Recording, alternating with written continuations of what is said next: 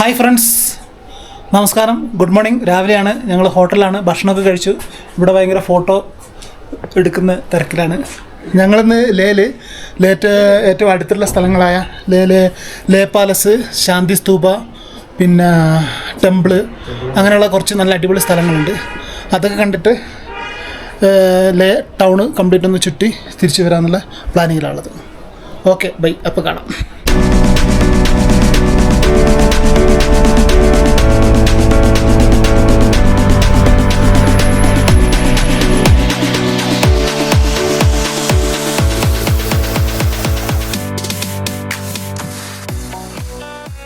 അപ്പോൾ നമ്മൾ മെല്ലെ ഒരു ടാക്സി വിളിച്ച് അങ്ങനെ മെല്ലെ ഒന്ന് പുറത്തേക്ക് ഇറങ്ങിയതാണ്. പിന്നെ ഇപ്പം ഞങ്ങളിവിടെ വന്നിട്ട് 24 മണിക്കൂർ കഴിഞ്ഞിട്ടേ ഉള്ളൂ. അക്ലമേറ്റൈസേഷൻ കംപ്ലീറ്റ് കഴിഞ്ഞിട്ടില്ല. 2 ദിവസം എന്തായാലും വേണ്ടി വരും, ഹെൽത്ത് ഇവിടുത്തെ കാലാവസ്ഥയായിട്ടൊന്ന് ശരിയാകാൻ വേണ്ടിയിട്ട്. അപ്പോൾ ഇന്നലെ രാത്രി ഞങ്ങൾ വളരെയധികം പ്രശ്നങ്ങളുണ്ടായിരുന്നു. ഒരുപാട് ബ്രീത്തിങ് ഇഷ്യൂസ് ഉണ്ടായി. അങ്ങനെ ഇന്നലെ തീരെ ഉറങ്ങാൻ പറ്റിയില്ല. അപ്പോൾ ഇന്ന് കംപ്ലീറ്റ് ഒന്ന് ഈ ലേയുടെ ചുറ്റുപാടുകളെല്ലാം ഒന്ന് കാണാൻ വേണ്ടിയിട്ട് പുറത്തേക്ക് ഇറങ്ങിയതാണ്.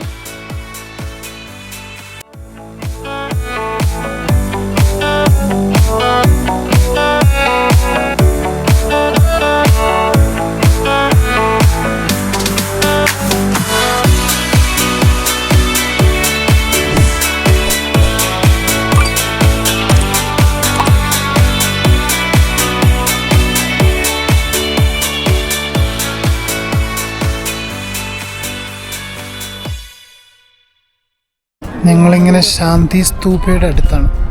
ശാന്തി സ്തൂപയുടെ അടുത്ത്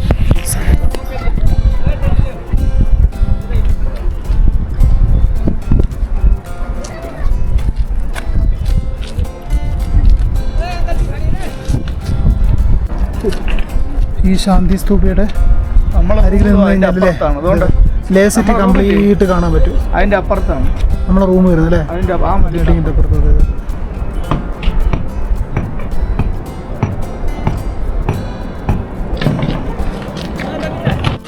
ശാന്തി സ്തൂപ എന്ന് പറയുന്ന മന്ദിരം ഇവിടെയുള്ളൊരു ഹോളി പ്ലേസസ് ആണ്. ഇതിൻ്റെ മേലെ നിന്ന് കഴിഞ്ഞ് കഴിഞ്ഞാൽ ഈ ലേ പട്ടണം ഏകദേശം ഗംഭീരമായിട്ട് കാണാൻ പറ്റും.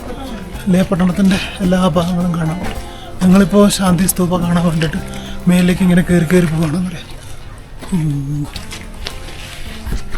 അല്ല, ലേയിൽ അക്ലമൈസേഷൻ്റെ സമയം കഴിയാത്തതുകൊണ്ട് തന്നെ കുറച്ചൊന്ന് നടക്കുമ്പോഴത്തേക്ക് ഭയങ്കരമായിട്ട് ടയർഡാകുന്നുണ്ട്.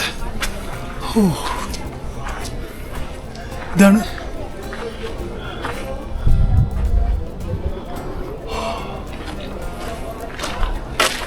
നടന്ന് ക്ഷണിച്ച്. ശാന്തി സ്തൂപ എന്ന് പറഞ്ഞാൽ ലേ നഗരത്തിലെ ഒരു കുന്നിൻ മുകളിലുള്ള മനോഹരമായൊരു ബുദ്ധ സ്മാരകമാണിതെന്നറിയാം. ഇത് ശരിക്കും പറഞ്ഞാൽ 1991 ഇന്ത്യയും ജപ്പാനും ചേർന്നാണ് ഇത് നിർമ്മിച്ചത്. സമാധാനത്തിൻ്റെ പ്രതീകമായി, സൗഹൃദത്തിൻ്റെ പ്രതീകമായിട്ടാണ് ഈ ശാന്തി സ്തൂപം നിർമ്മിച്ചത്. ഇതിൻ്റെ മേലെ നിന്ന് നോക്കിക്കഴിഞ്ഞാൽ ലേപ്പട്ടണം മലനിരകളും ലേപ്പട്ടണങ്ങളും കംപ്ലീറ്റ് ടൗണുകൾ ഫുള്ളെല്ലാം കാണാൻ പറ്റുന്നുണ്ട്. പിന്നെ ഈ സൂര്യാസ്തമയം, സൂര്യ ഉദയം ഒക്കെ കാണാൻ വേണ്ടി ഇഷ്ടംപോലെ ടൂറിസ്റ്റ് ബസ്സുകൾ ഇവിടെ വരുന്നുണ്ട് എന്നറിയാം.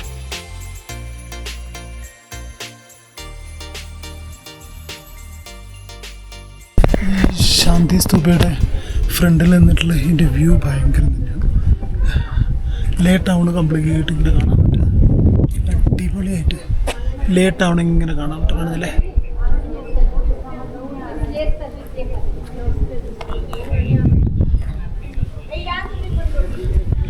കൂളിംഗ് ഗ്ലാസ് വെച്ചില്ലെങ്കിൽ ഭയങ്കര പണിയായിട്ടെന്നറിയാം. ഹൈ ലെവലുള്ള ഗ്ലാസസ് ഒക്കെ ഇങ്ങനെ വന്നുകൊണ്ടിരിക്കുന്നുണ്ട്.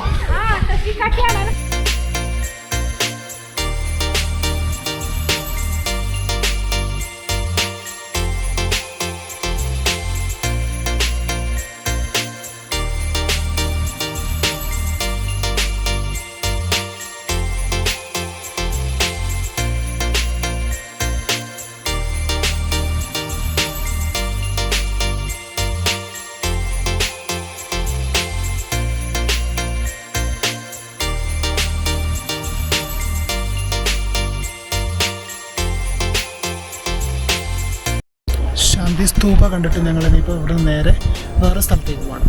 പോകേണ്ട പരിപാടിയാണ്. അപ്പോൾ അതിൻ്റെ മുമ്പ് അടിപൊളി ലൊക്കേഷൻ തന്നെയാണ് പറയുന്നത്.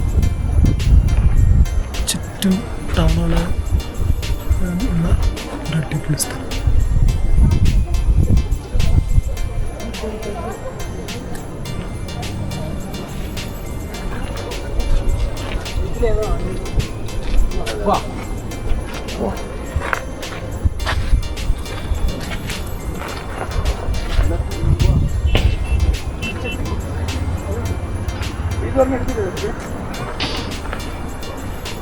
ശാന്തി സ്തൂപയുടെ അരിയത്ത് നിന്ന് നോക്കുമ്പം ലേ ടൗൺ ഏകദേശം ഫുള്ള് കാണാൻ പറ്റുന്നുണ്ട്. നല്ല ഭംഗിയുണ്ട് ശാന്തി സ്തൂപ. അപ്പം ശാന്തി സ്തൂപിൻ്റെ അടുത്ത് ഞങ്ങൾ ഇറങ്ങുകയാണ്. ഇനി നേരെ അടുത്ത ലൊക്കേഷനിൽ. ഇവിടുന്ന് അധികം നടക്കാൻ പറ്റുന്നില്ല. നടക്കുമ്പം തന്നെ ഭയങ്കര കഥപ്പ് വരുന്നുണ്ട്. ഭയങ്കര ബുദ്ധിമുട്ടാണ് നടക്കാൻ. ബ്ലൂ കളറും ബാക്ക്ഗ്രൗണ്ടും ഞങ്ങളിനി അടുത്ത ലൊക്കേഷനിലേക്ക് പോയിക്കൊണ്ടിരിക്കുക.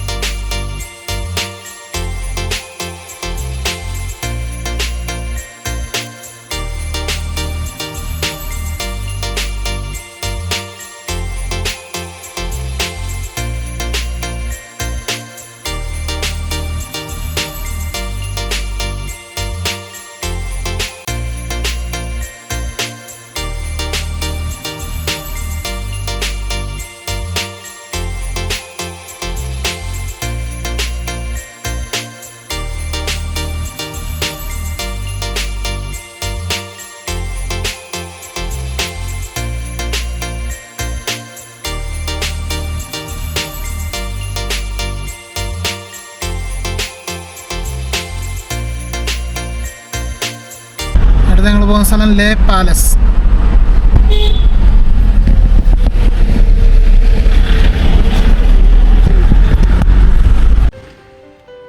നമ്മളിപ്പം പോയിക്കൊണ്ടിരിക്കുന്നത് ലഡാക്കിലെ ലേയിലുള്ള ഏറ്റവും പ്രശസ്തമായ ഒരു പാലസിലേക്കാണ്. ലേ പാലസ്. ഏകദേശം ഇതും ഒരു മലയുടെ മുകളിലാണ്. ഇവിടുത്തെ എല്ലാ നിർമ്മിതികളും ഒരു മലയുടെ ഏതെങ്കിലും മുകളിലേക്ക് ഉണ്ടാകാറുണ്ട്.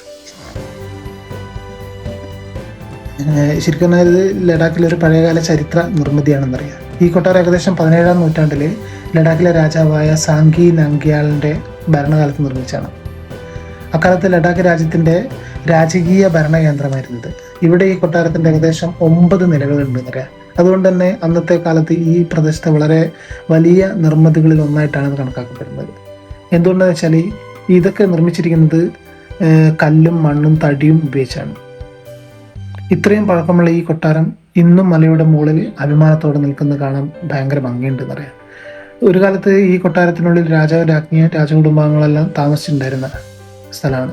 രാജാവിൻ്റെ ഭരണകാര്യങ്ങൾ അവിടെ നിന്ന് തന്നെയായിരുന്നു എല്ലാ കാര്യങ്ങളും നടത്തിയിട്ടുണ്ടായിരുന്നത്. ഇന്ന് ഈ കൊട്ടാരത്തിൻ്റെ പല ഭാഗങ്ങളും ചരിത്രത്തിൻ്റെ ഓർമ്മകളായി നശിച്ചു പോയിട്ടുണ്ട് എന്നറിയാം. എന്നാലും പഴയ ലഡാക്കിൻ്റെ സംസ്കാര ചരിത്രങ്ങളൊക്കെ കാണുന്നുണ്ടെങ്കിൽ ഈ ലേ പാലസിൽ എന്തായാലും വരേണ്ട സംഭവമാണ്. ഈ കാലത്ത് മറ്റൊരു പ്രധാന പ്രത്യേകത എന്താണ്? മുകളിലെത്തുമ്പോൾ തന്നെ ലേ നഗരത്തിൻ്റെ മനോഹരമായ പനോരമിക് വ്യൂ നമുക്ക് കാണാൻ പറ്റും. ഒരു സൈഡ് കംപ്ലീറ്റ് ഹിമാലയം മലനിരകൾ കാണാൻ പറ്റും. അതിൻ്റെ തൊട്ടപ്പുറത്ത് തന്നെ ലേ പാലസിൻ്റെ ഇങ്ങനെ ഭംഗിയുള്ള നിൽക്കുന്നതാണ്. ലേ പാലസിൻ്റെ ആർക്കിടെക്ചറിലെ ടിബറ്റൻ സ്വാധീനം വളരെ കൂടുതലാണ്. അതുകൊണ്ട് തന്നെ ദൂരത്ത് നോക്കുമ്പോൾ ഇതൊരു ടിബറ്റിൻ്റെ പ്രശസ്തമായ പട്ടാല പാലസിനെ പോലെ തന്നെ ഉണ്ടെന്നറിയാം. ലഡാക്കിൻ്റെ ചരിത്രവും സംസ്കാരവും അടുത്തറിയാൻ ആഗ്രഹിക്കുന്നത് നിർബന്ധമായിട്ട് ലേ പാലസിൽ തീർച്ചയായിട്ടും സന്ദർശിക്കേണ്ട ഒരു സ്ഥലമാണ്. ഇത് ഒരു പഴയൊരു കൊട്ടാരം മാത്രമാണ്. ഒരു കാലത്ത് ലഡാക്കിൻ്റെ ചരിത്രവും ഭരണവും രാജകീയ ജീവിതവും നിറഞ്ഞു ഒരു ചരിത്ര സാക്ഷ്യം കൂടിയാണ് ഈ ലേ പാലസ്. അതുകൊണ്ട് ലേ നഗരത്തിൽ എത്തിക്കഴിഞ്ഞാൽ എല്ലാവരും ലേ പാലസ് നിർബന്ധമായും സന്ദർശിക്കണം. അങ്ങനെ ഞങ്ങൾ ഇതിൻ്റെ ഏകദേശം എൻട്രൻസ് ഭാഗത്ത് എത്തിയിട്ടുണ്ട്. ഇവിടെ വണ്ടികളൊക്കെ ഇഷ്ടംപോലെ പാർക്ക് ചെയ്തിട്ടുണ്ട് എന്നറിയാം. അത്ര വലിയ തിരക്കില്ല. നമുക്കിവിടെ ടാക്സിയാണ്. ഞങ്ങൾ ടാക്സി ഇവിടെ സൈഡാക്കിയിട്ട് ഞങ്ങളൊന്ന് മുകളിലേക്ക് പോയി നോക്കട്ടെ.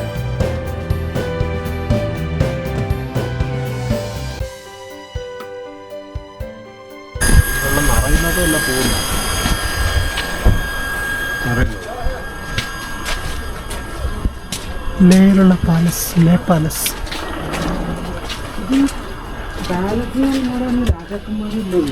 പണ്ടിവിടെ ലേയിലെ പാലസ് രാജകുമാർ ഭരിച്ചിരുന്ന സ്ഥലമായിരിക്കും. ഒരുപാട് പഴക്കമുള്ള പാലസാന്ന് തോന്നുന്നുണ്ട് ലേ പാലസ്.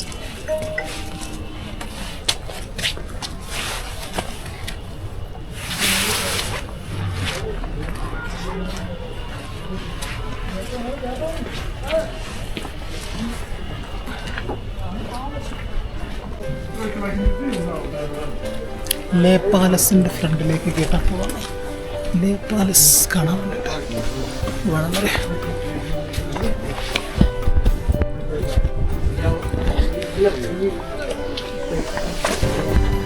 ലേ പാലസിൻ്റെ ചരിത്രം എഴുതി വെച്ചിട്ടുണ്ട് അല്ലേ.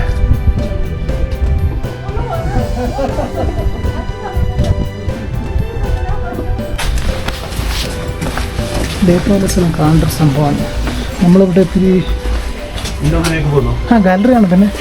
വാ,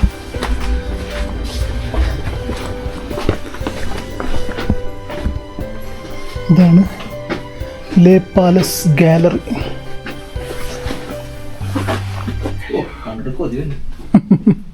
ഇതാണ് നിന്റെ പഴയ ചരിത്രം അല്ലേ? ഇങ്ങനെയായിരുന്നു.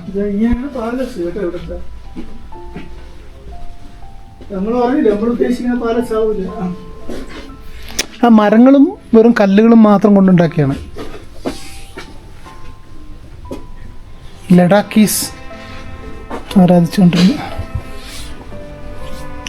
രാജാക്കന്മാര് പോലും കിടന്നു അല്ലേ? ഇതൊരു വിസിറ്റിംഗ് ഹാളായിരുന്നു പണ്ടത്തെ. ബുദ്ധമത അതെയോ? പാലസ് രാജാവ് 1980 The first story formed with the foundation based which constructed in stone monastery.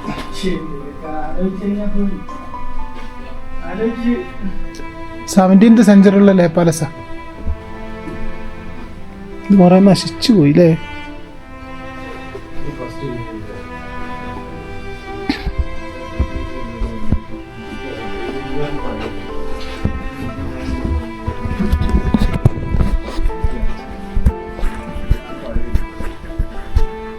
പിന്നെ നടന്ന് ഞങ്ങൾ അതിൻ്റെ മേൽഭാഗത്തെത്തി. ഓ സൂപ്പർ വ്യൂ. ആ ഫോട്ടോ എടുത്തില്ല?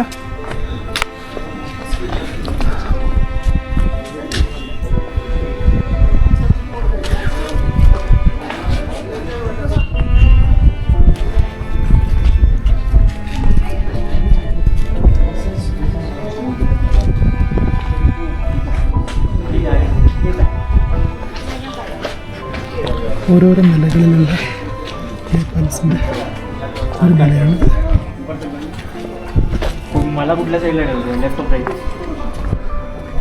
ഓ അല്ലേ, ഭംഗിയുണ്ടല്ലേ കാണാൻ.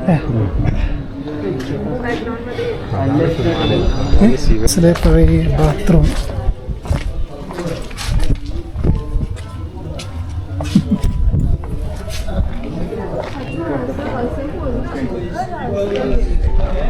ഇത് കണ്ടിട്ട് വരാം. ഇത് ഇവിടെ റോയൽ ഷ്രൈനാണ്. ഇത് പ്രാർത്ഥനാലയമാണ് ലേ പാലസിലെ. ഓ ഉള്ളിലിട്ടാലേ.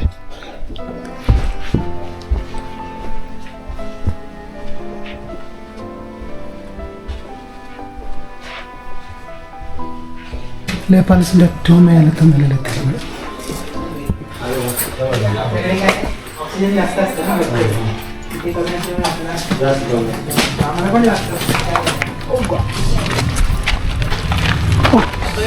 മേലോ ഇതിൻ്റെ മേലുണ്ട്.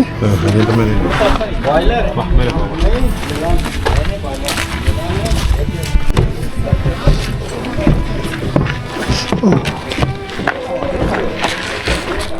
7th ലെവലാ.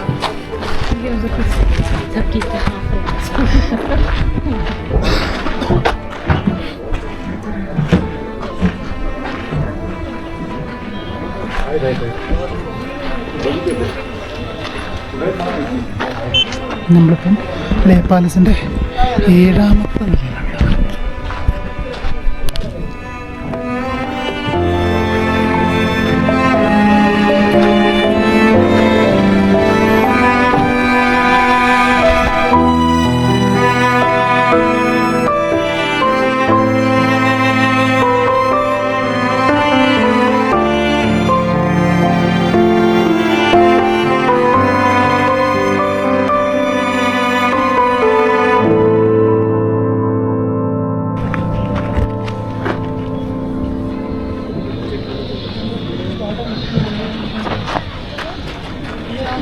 ലേ പാലസിൻ്റെ ഏറ്റവും മേലത്തെ നിലയിൽ നിന്നുള്ള ഒരു വ്യൂ ആണ്.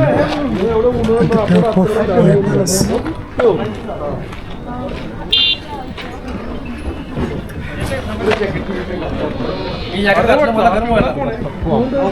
ലേ പാലസിൻ്റെ 7ാമത്തെ നിലയിൽ നിന്ന് എല്ലാ വ്യൂകളും കണ്ട് ഞങ്ങൾ മെല്ലെ പുറത്തേക്ക് ഇറങ്ങാൻ വേണ്ടി വരുമ്പോൾ വേറൊരു വ്യൂ കണ്ടതാണ്. അടിപൊളി ഒരു വ്യൂ ആണിത്. ഇത് വേറെ സൈഡിൽ നിന്ന് ആ ജാലകത്തിൻ്റെ ഉള്ളിൽ കൂടുള്ള ഒരു വ്യൂ ആണ്. അടിപൊളി ലൊക്കേഷൻ തന്നെ ലേ പാലസ് എന്തായാലും. അപ്പം ഞങ്ങൾ എന്തായാലും ഇവിടെ നിന്ന് പുറത്തേക്ക് ഇറങ്ങിയിട്ട് ഫുഡ് കഴിക്കണം. ഉച്ച ഏകദേശം സമയമായിട്ടുണ്ട്. അപ്പോൾ ഫുഡ് കഴിക്കാൻ വേണ്ട പരിപാടികളിലൊക്കെ നോക്കട്ടെ എന്നറിയാം.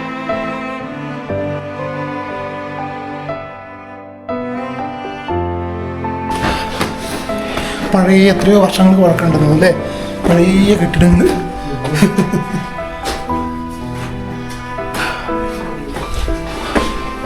ആ അവിടെ ഇരിക്കല്ലേ, വിസിറ്റേഴ്സിന് ഇരിക്കാം. ഒന്നിച്ച് പോകുന്നത് ഇത് ലേ മാളല്ലേ അല്ലേ? ഇത് ലേ മാർക്കറ്റ്. ലേ മാർക്കറ്റ് അല്ല, മാൾ റോഡ് എന്ന് പറയുന്നത് റോഡ് എന്ന് പറഞ്ഞാൽ ഇതാണല്ലേ.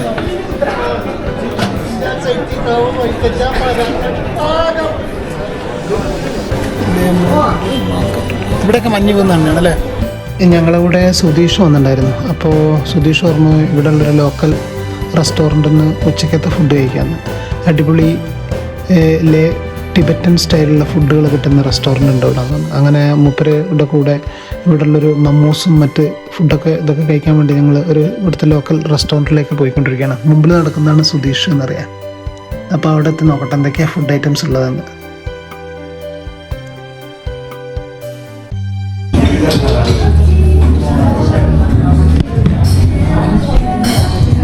ഞങ്ങൾ ഇവിടെ ലേയിലുള്ള ഒരു ലോക്കൽ ഫുഡ് റെസ്റ്റോറൻറ്റിലേക്ക് ഫുഡ് കഴിക്കുന്നുണ്ട്. അലക്സ് എങ്ങനെയുണ്ട്? സൂപ്പ് എങ്ങനെയുണ്ട്? എരിവുണ്ടല്ലോ. ചിക്കൻ സൂപ്പ് പേപ്പറുണ്ട്, പെപ്പറില്ല. എല്ലാവിധ ഐറ്റംസും ഉണ്ട്. ഇതിപ്പോൾ കൊണ്ടുവന്ന സാധനത്തിൻ്റെ വരുന്ന മമ്മൂസ് വിത്ത് ചില്ലി മോമോസ്. അത് അതിനായിട്ട് നമ്മൾ തട്ടിക്കൊണ്ടിരിക്കുക. ചില്ലി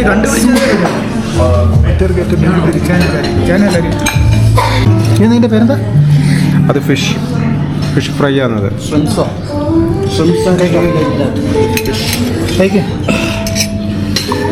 കട്ട് ചെയ്ത് കഴിക്കും. വെള്ളം നിരത്തി വെച്ചിരിക്കുന്ന കണ്ടു കഴിഞ്ഞാൽ ബിയർ അല്ല കേട്ടോ, ഇത് ആപ്പിൾ സൈഡറാണ്. ആപ്പിളിൻ്റെ ജ്യൂസ്. ബുദ്ധിമുട്ട് സെറ്റപ്പ് അല്ല വീഡിയോ ഉണ്ടാ. എന്താ സാധനം? ഫിഷാ? എന്താ സാധനം? ഫിഷ്? അത് എരിവുണ്ടാണ്.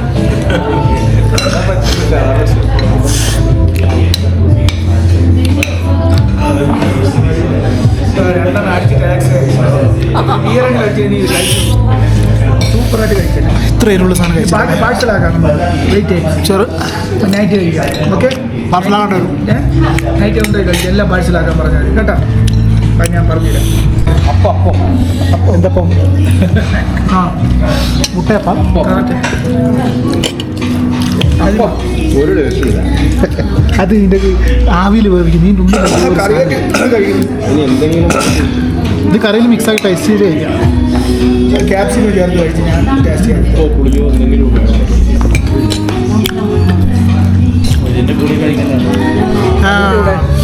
അതിൻ്റെ കൂടെ കഴിക്കുന്നത് മനുഷ്യന്മാരാണ്. എങ്ങനെയാണിപ്പോൾ ചിക്കൻ ഐറ്റംസ് തന്നെയാണ്. അങ്ങനെ തറ വീട്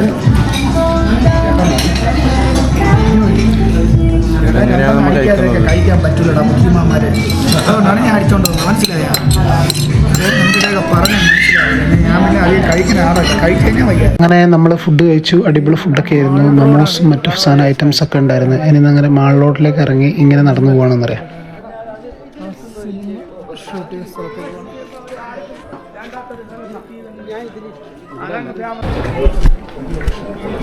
ഞങ്ങൾ ദുരന്തർ കഫേ കാണാൻ പോവാണ്. ഈ മസ്ജിദിൻ്റെ തൊട്ട സൈഡിൽ കൂടെ ഇങ്ങനെ പോകുന്ന വഴിയിലാണ് ദുരന്തർ കഫേ.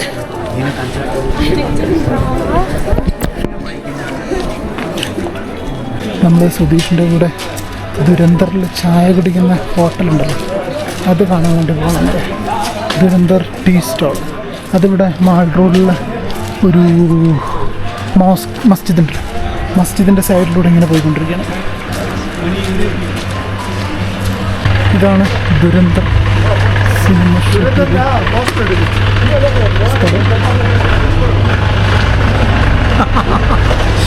ഞങ്ങൾ കാപ്പി കുടിക്കുന്നുണ്ട് കണേ കേട്ടാ.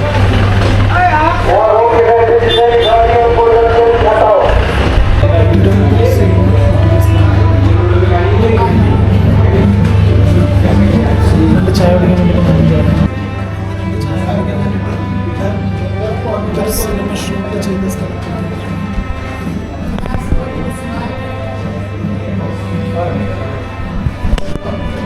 പറയൂ. ദുരന്തർ മൂവീസ്. ചായ കുടിക്കുക. ചായ ഉണ്ടാവില്ലേ? എന്തായാലും ചായ ഓർഡർ ചെയ്തല്ലേ. ദുരന്തർ ചായ കുടിച്ചില്ല. ഞങ്ങളിനി കാണാൻ പോകുന്നതാണ് സംഗം റിവർ. അത് 2 റിവറുകൾ തമ്മിൽ കൂടിച്ചേരുന്ന ഒരു സ്ഥലമാണ്. അവിടത്തേക്കാണ് പോയിക്കൊണ്ടിരിക്കുന്നത്.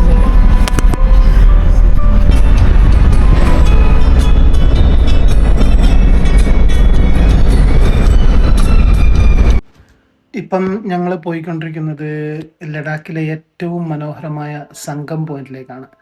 പോകുന്ന വഴിക്ക് തന്നെയാണ് മാഗ്നറ്റിക് ഹിൽ. അപ്പോൾ അവിടെ ഒന്ന് ഡ്രോപ്പ് ചെയ്തിട്ട് സംഗം പോയിന്റിലേക്ക് പോകാമെന്നറിയാം. സംഗം പോയിന്റിനെ പറ്റി പറയുകയാണെങ്കിൽ, സംഗം പോയിന്റ് എന്ന് പറഞ്ഞാൽ 2 നദികൾ കൂടിച്ചേരുന്ന എന്നാണ് അതിൻ്റെ അർത്ഥം വരുന്നത്. അതായത് ഇൻഡസ് റിവറും സാൻസ്കാർ റിവറും കൂടി ഒന്നിച്ചു ചേരുന്ന സ്ഥലമാണ് സംഗം പോയിന്റ്. അതിൻ്റെ പ്രത്യേകത എന്ന് വെച്ച് കഴിഞ്ഞാൽ, ഇൻഡസ് വാലി റിവർ വരുന്നത്, അതായത് നമ്മുടെ സിന്ധു നദി വരുന്നത് ചൈനയുടെ ഭാഗത്തു നിന്നും, പിന്നെ സാൻസ്കാർ റിവർ വരുന്നത് നമ്മുടെ മണാലി കുളു ആ ഭാഗത്തു നിന്നും കൂടി വരികയാണ്. ഇത് രണ്ടും കൂടിയും ഒന്നിച്ച് ചേരുന്ന സ്ഥലമാണ് ഈ സംഗം പോയിന്റ്. അതിൻ്റെ വേറെ പ്രത്യേകത വെച്ചാൽ, ഇൻഡസ് വാലി ഒരു ഭയങ്കര കളറ് ഉള്ള ഒരു നദിയാണ്. അതായത് മണ്ണ് കലർന്ന വെള്ളമാണ് ഇൻഡസ് വാലിയിൽ നിന്ന് വരിക. സാൻസ്കാർ എന്ന് വരുന്നത് നല്ല ശുദ്ധമായ വെള്ളം, നല്ല തെളിനീരുള്ള പോലുള്ള വെള്ളമാണ് സാൻസ്കാർ എന്ന് വരുന്നത്. ഈ നദികൾ രണ്ടും കൂടിയും ഇവിടെ ഒന്ന് കൂടിച്ചേർന്നിട്ട് പിന്നെ ഇത് പാകിസ്ഥാനിലേക്ക് ഒഴുകി പോകുന്നതെന്നാണ് ഇതിൻ്റെ ഒരു പ്രത്യേകത. ഇവിടെ ഏറ്റവും കൗതുകരമായ ഒരു കാഴ്ച എന്താണെന്ന് വെച്ചാൽ, ഈ 2 നദികളും വെള്ളത്തിന് ഞാൻ പറഞ്ഞ പോലെ പല വ്യത്യാസങ്ങൾ, ഇങ്ങനെ പച്ച നിറത്തിലുള്ള നീല നിറത്തിലൊക്കെ വെള്ളത്തിൻ്റെ വ്യത്യാസങ്ങൾ ഇങ്ങനെ വരുന്നുണ്ട്.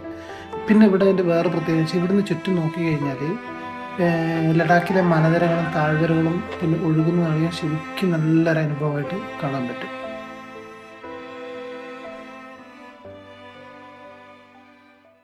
മാഗ്നറ്റിക് ഹിൽ എന്ന് പറയുന്ന സ്ഥലമാണിത്. ശരിക്കും പറഞ്ഞാൽ വണ്ടി ഇവിടെ വെച്ച് കഴിഞ്ഞാൽ വണ്ടി ഓട്ടോമാറ്റിക്കായിട്ട് കയറ്റം അങ്ങനത്തെ ഒരു സ്ഥലമാണ് വെച്ചിട്ടുണ്ട്. ലൊക്കേഷൻ കുഴപ്പമില്ല, സൂപ്പർ നല്ല സ്ഥലം. നമ്മൾ നോക്കിക്കോട്ടെ എന്താണ് മാഗ്നറ്റിക് ഹിൽ പ്ലേസ്. ലേ ലഡാക്കിലുള്ള മാഗ്നറ്റിക് ഹിൽ സ്റ്റേഷൻ. ഇവിടെ ഇഷ്ടംപോലെ വണ്ടികൾ ഇങ്ങനെ വന്നു കാര്യങ്ങൾ. എന്നാൽ ഈ ചുറ്റുപാടുള്ള സ്ഥലങ്ങൾ നല്ല ചുറ്റും മലകളാണ് സ്ഥലങ്ങൾ.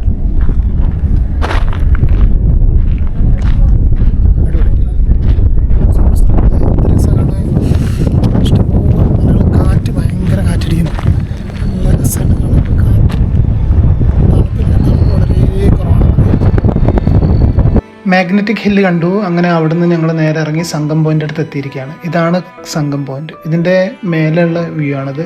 ഇത് ഞങ്ങൾ ഇറങ്ങി താഴത്ത് വരെ പോകുന്നുണ്ട്, നദീൻ്റെ അടുത്ത് വരെ പോകുന്നുണ്ട്.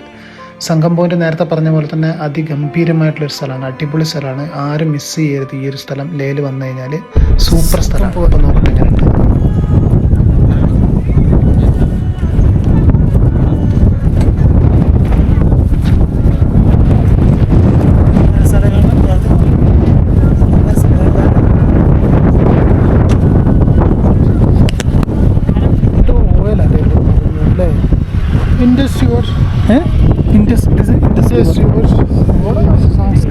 സാൻസ്കാർ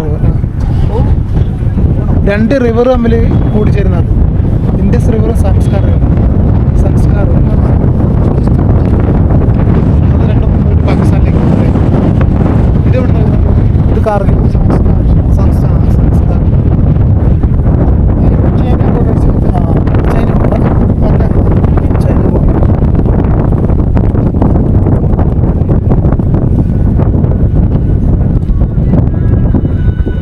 സിപ്പ് ലൈൻ അല്ലേ ये रोड किधर है भाई? ഇത്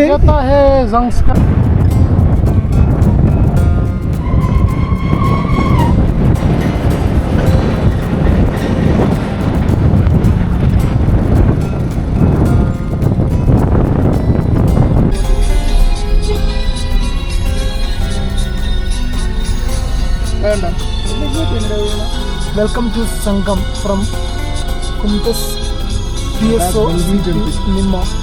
7 കിലോമീറ്റർ പോകണം. 5 കിലോമീറ്റർ പാറ എത്ര താഴേക്ക് ഇത് വരുന്നത് ചൈനയിൽ നിന്നാണ് കേട്ടോ. ഈ വെള്ളം വരുന്നത് ചൈനയിൽ നിന്നാണ്.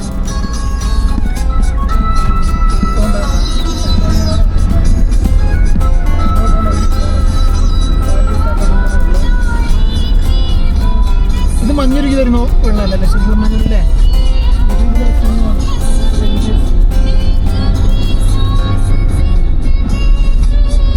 വേൾഡ് ഹയസ്റ്റ് റാഫ്റ്റിംഗ് പോയിന്റ് ആയിരുന്നു കേട്ടോ ശരിക്കും ഇവിടെ അല്ലേ ഇവിടെ പറയുന്നത്. ചെളിവെള്ളം ഞാൻ എന്ത് ബാക്ടീരിയ വന്നാലും ചെളിവെള്ളം. ഒന്ന് ചെളിവെള്ളം, ഒന്ന് നല്ല ക്ലിയർ വെള്ളം, ലേന്ന് വരുന്ന വെള്ളം, നല്ല വെള്ളം.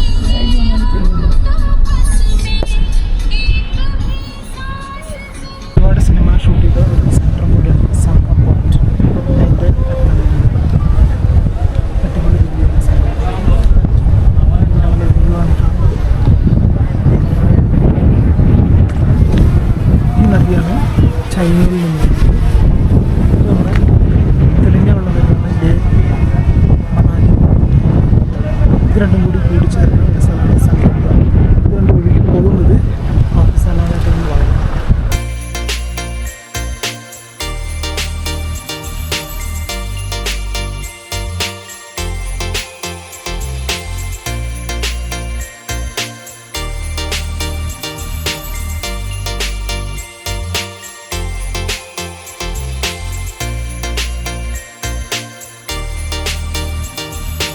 സംഘം പോയിന്റ് കഴിഞ്ഞ് ഇനി ഞങ്ങൾ നേരെ റൂമിലേക്ക് പോകണം. ഫുൾ ടയർഡായി. ഇനി റൂമിലൊന്ന് കുറച്ച് റെസ്റ്റ് എടുത്തിട്ട് പുറത്തേക്കൊക്കെ പോകണം.